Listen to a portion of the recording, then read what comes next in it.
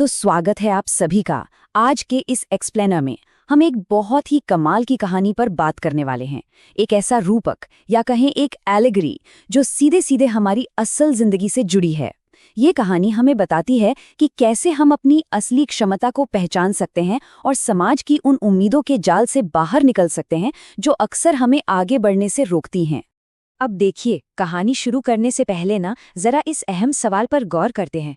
क्या आपने कभी ऐसा महसूस किया है कि हम अक्सर अपने दिल की आवाज़ महज इसलिए दबा देते हैं क्योंकि हम अपने आसपास के लोगों को खुश करना चाहते हैं? मतलब क्या हम कभी-कभी अपनी असली पहचान सिर्फ इसलिए भूल जाते हैं ताकि हम इस समाज की भीड़ में आसानी से फिट हो सकें? आज हम इसी सवाल का जवाब ढूंढेंगे।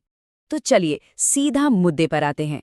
इसे हम आम भाषा में भेड़ चाल या हर्ड मेंटालिटी कहते हैं। बेसिकली ये हमारी वो आदत है जहां हम बस वही करने लगते हैं जो बाकी सब कर रहे हैं। हम समूह के व्यवहार को अपना लेते हैं और अपनी खुद की पहचान से ज्यादा इस बात को अहमियत देते हैं कि लोग क्या कहेंगे, बिना ये सोचे कि क्या वो रास्ता हमारी अपनी मंजिल की तरफ जा भी रहा है या नहीं। तो हमारा पहला सेक्शन है the lion among sheep, a story of forgotten identity, यानी भेड़ों के बीच शेर की कहानी। चलिए इस दिलचस्प कहानी में चलते हैं। बात बहुत पुरानी है। एक घने जंगल में एक शेरनी ने एक छोटे से शावक को जन्म दिया, लेकिन दुर्भाग्य से एक हादसे में उस शेरनी की जान चली गई। वो नन्हा सा शेर का बच्चा बिल्कुल अकेला रह गया। तभी वहां से भेड़ों का एक बड़ा सा झुंड गुजरा। उन्होंने उस अनाथ बच्चे को देखा और उसे अपने साथ ले गए। अब होता क्या है, भेड़ों के बीच रहते रहते ना वो शेर का बच्चा बिल्कुल उन्हीं की तरह बर्ताव करने लगा। मतलब उसने सच में अपनी वो खूंखार फितरत बिल्कुल भुला दी। उसने भेड़ों की तरह घास खाना सीख लिया और जब भी कोई खतरा आता तो वो अपनी जान बचाकर भागने लगता। और सबसे अजीब बात, उसने दहाड़ना नहीं बल्कि भेड़ों की तरह में करके मिमियाना सीख लिया था। उसे कभी एहसास ही नहीं हुआ कि वो उस झुंड से अलग है। और पता ये चीज ना एक बहुत ही अजीब कॉन्ट्रास्ट, एक अजीब विरोधाभास को दिखाती है। जरा सोचिए, एक तरफ तो कुछ साल बीतने के बाद वो बच्चा एक विशाल ताकतवर शेर बन चुका था। उसके पास एक शेर की असीम ताकत और शरीर था। लेकिन वहीं दूसरी ओर उसकी मानसिक स्थिति देखिए।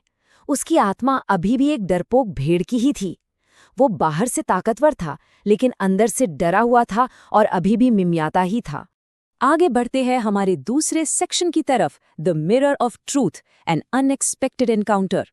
कहानी में असली ट्विस्ट तब आता है जब एक दिन एक बूढ़ा और समझदार शेर उस भेड़ों के झुंड के पास से गुजरता है।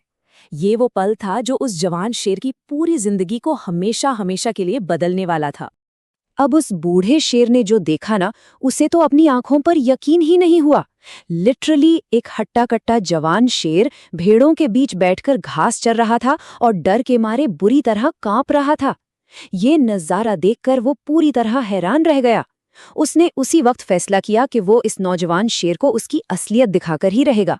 उसने झपट कर उस कांपते हुए जवान शेर को कसकर पकड़ लिया। और पकड़े जाने पर उस जवान शेर ने जो कहा वो सच में बहुत ही अजीब और दुखद था। वो गिड़गिड़ा कर बोला, प्लीज मुझे मत मारो, मैं तो एक बेचारी भेड़ हूं। जरा सोचिए इस बात को। एक इतना राजसी और ताकतवर जानवर अपनी जान की भीख मांग रहा था। उसे अभी भी 100% यकीन था कि वो महज एक असहाय और कमजोर जानवर है। अब ये सुनकर तो बूढ़े शेर का दिमाग ही खराब हो गया। उसने उसे पकड़ा और सीधा घसीटते हुए जंगल की एक शांत झील के पास ले गया। उसने उस जवान शेर का सिर पकड़ा और उसे जबरदस्ती पानी में अपनी परछाई देखने को कहा। उसने बोला, झुक और देख इस पानी में अपना चेहरा। ये वो पल था जब उस जवान शेर ने अपनी जिंदगी में पहली बार अपनी असली शक्ल देखी थी। और फिर बूढ़े शेर ने अपनी भारी दमदार आवाज में कहा, तू भेड़ नहीं है, तू जंगल का राजा है। अब ये मिमियाना बंद कर और अपनी पूरी ताकत से दहाड़। ये सिर्फ एक डांट नहीं थी, ये एक सोई हुई आत्मा को जगाने की जोरदार पुकार थी। पानी में अपना और उस बूढ़े शेर का बिल्कुल एक जैसा चेहरा देखकर जवान शेर को आखिरकार वो सच्चाई समझ में आने लगी। बस फिर क्या था, उस जवान शेर ने एक लंबी गहरी सांस ली, अंदर दबी हुई उस अपार ताकत को, उस एनर्जी को महसूस किया और फिर उसके गले से पहली बार एक ऐसी गगनभेदी दहाड़ निकली कि पूरा का पूरा जंगल गूंज उठा। उस दिन, उस पल में उसे अपनी असली पहचान और अपनी असीम शक्ति का पूरा एहसास हो गया। अब आते हैं तीसरे सेक्शन पर, the real meaning, decoding the allegory for our own lives. अब देखिए, यहाँ सबसे दिलचस्प बात यह है कि ये कहानी सिर्फ जंगल के एक शेर की नहीं है। अब हम इस पूरी कहानी को थोड़ा डिकोड करेंगे और समझेंगे कि कैसे ये सीधे तौर पर हमारी अपनी जिंदगी और रोजमर्रा की चुनौतियों से जुड़ी हुई है। चलिए, इन मेटाफर्स को थोड़ा समझते हैं। कहानी में जो भेड़ों का झुंड है ना, वो असल में हमारा समाज है। वो कुछ दोस्त या रिश्तेदार हैं जो अक्सर टोकते हैं कि अरे, ये तुम्हारे बस की बात नहीं है, या ज्यादा रिस्क मत लो। ये वो शोर है जो हमें आगे बढ़ने से रोकता है। वहीं दूसरी ओर कहानी की वो शांत झील हमारी कड़ी मेहनत, हमारा अभ्यास और खुद पर हमारा विश्वास है। यही वो जगह है जहां आत्मचिंतन करने पर, यानी खुद को देखने पर, हमें हमारी असली क्षमता दिखाई देती है। तो इन नेगेटिव आवाज़ों से बचने के लिए हमें करना क्या है? देखिए, हमें 2 चीज़ें अपनानी होंगी। पहला, हमें बहरा मेंढक बनना पड़ेगा, मतलब दुनिया के तानों और शंकाओं को पूरी तरह से इग्नोर करना, अनसुना करना। और दूसरा, हमें उस रस्सी की तरह बनना होगा जो बार-बार घिसने से एक कठोर पत्थर पर भी अपना निशान छोड़ देती है। लगातार प्रयास और पक्के इरादे से ही हम अपनी असली दहाड़ को ढूंढ सकते हैं। तो यहाँ क्रूशल पॉइंट क्या है? पॉइंट ये है कि हमें भीड़ और अपनी असली पहचान के बीच के फर्क को समझना होगा। भीड़ हमें एक तरह की टेम्पररी सिक्योरिटी और आराम देती है, उसमें कुछ नया या रिस्की नहीं लगता। लेकिन अपने असली स्वरूप यानी अपने ट्रू सेल्फ को अपनाने में जोखिम जरूर है, पर अल्टीमेटली यही वो रास्ता है जो हमें एक सच्ची, सशक्त और आज़ाद पहचान देता है। अब आते हैं हमारे आखिरी सेक्शन पर, your true identity, time to make a choice. अब वक्त आ गया है कि हम अपनी काबिलियत पर शक करना बंद करें। सच मानिए, हमारे अंदर कुछ एक्स्ट्रा ऑर्डिनरी करने की ताकत मौजूद है।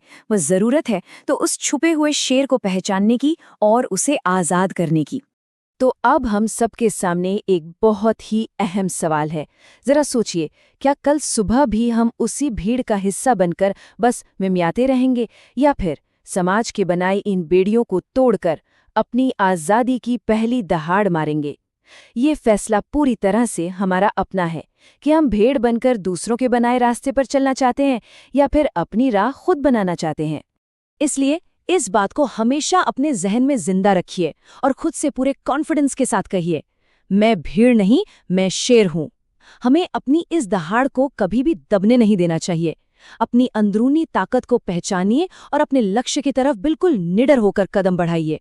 अपने अंदर की इस क्षमता को जानने के इस सफर में हमारे साथ जुड़ने के लिए आपका बहुत बहुत धन्यवाद। वीडियो बढ़िया लगी हो थोड़ी सी भी तो चैनल को सब्सक्राइब कीजिए और बेल आइकन को प्रेस कीजिए। Thank you.